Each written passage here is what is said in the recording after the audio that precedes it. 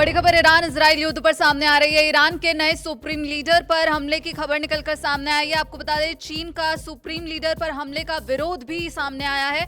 Israeli हमले में Mushtaba Khamenei घायल, ये इस वक्त की बड़ी खबर है। मिडल ईस्ट में जो तनाव है वो और ज्यादा बढ़ता हुआ दिख रहा है, लेकिन इसी बीच यहाँ पर ईरान के जो नए सुप्रीम लीडर हैं उन पर हमले की खबर निकलकर सामने आ रही है। पूरा मामला क्या है और आखिर चीन ने इस पर क्या प्रतिक्रिया दी है, इसकी ज्यादा जानकारी के लिए हमारे साथ जुड़े हैं चेतन, उनसे जानेंगे। चेतन, जहां एक तरफ ईरान इजराइल और अमेरिका के बीच जो तनाव है वो लगातार बढ़ता जा रहा है और मिडिल ईस्ट के कई देश अब युद्ध की चपेट में आते हुए नजर आ रहे हैं, लेकिन यहाँ पर अब जो ईरान के नए सुप्रीम लीडर हैं उन पर जो हमले की खबर निकलकर सामने आ रही है वो क्या कुछ है?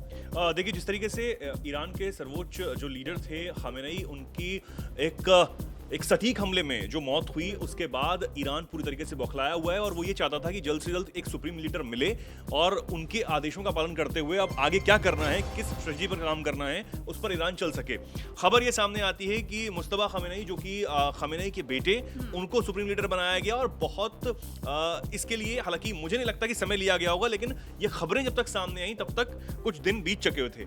उसके बाद ट्रंप कल से लगातार ये बयान दे रहे हैं कि अगर उनकी सहमति के बिना किसी भी नेता को चुना गया तो उसको भी नहीं छोड़ने वाले हैं। इजराइल, हमने ये देखा है कि उसी नीति पर काम करता है कि कैसे हम नीचे के लोगों को छोड़कर सीधा जो सुपीरियर्स हैं उनको टारगेट किया जाए, उस लीडरशिप को टारगेट किया जाए। चाहे वो हिजबुल्लाह वाले मामले में हमने देखा कि अगर किसी भी को भी लीडर बनाते थे उसको एलिमिनेट करने का काम इजराइल सबसे पहले करता था।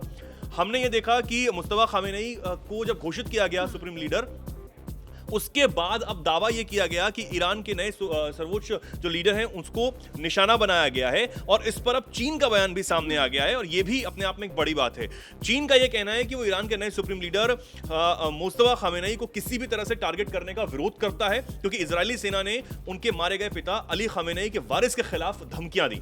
विदेश मंत्रालय के प्रवक्ता हैं चीन में गुओ जियाकुन, उन्होंने प्रेस कॉन्फ्रेंस करते हुए कहा कि चीन किसी भी बहाने दूसरे देशों के अंदरूनी मामलों में दखल देने का विरोध करता है और ईरान की सॉवरेनिटी, सिक्योरिटी और टेरिटोरियल इंटीग्रिटी का सम्मान किया जाना चाहिए। उनका यह भी कहना है कि नए लीडर का नाम तय करने का कदम ईरानी पक्ष या उसके संविधान के आधार पर लिया गया एक बड़ा फैसला है। यहाँ पर एक बड़ी चेतावनी चीन की तरफ से जो बयान सामने आया है चेतन, एक तरह से चीन ने एक बड़ी चेतावनी इजराइल और अमेरिका को दी है। नहीं, बिल्कुल, क्योंकि अगर उसका यह कहना है कि पूरी तरीके से ईरान का आंतरिक मामला है और अगर इजराइल या फिर अमेरिका की तरफ से अब इसमें दखलंदाजी दी जाती है तो ये ठीक नहीं होगा, ये बिल्कुल भी ठीक जो है नहीं किया जाना चाहिए।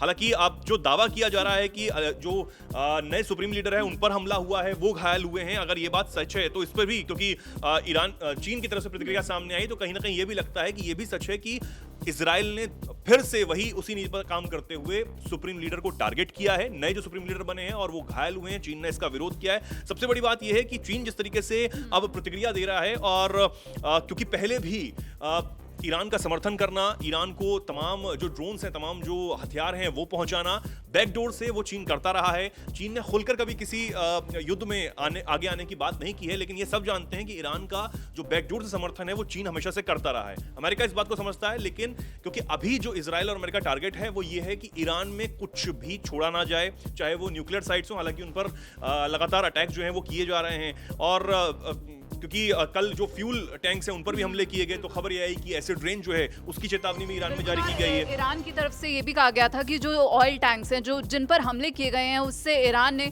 यहाँ पर विरोध करता हुआ ईरान नजर आया। लेकिन अब जो ये कहा जा रहा है कि ईरान के जो नए सुप्रीम लीडर हैं, क्योंकि अयतुल्ला अली खामेनेई की मौत के बाद ईरान यहाँ पर किसी को बख्शने के मूड में नहीं है, लगातार अमेरिकी एयर बेसिस पर हमले करते हुए नजर आ रहा है। अब यहाँ पर ट्रंप की तरफ से ये भी कहा गया है कि हम भी यहाँ पर झुकने के मूड में नहीं है।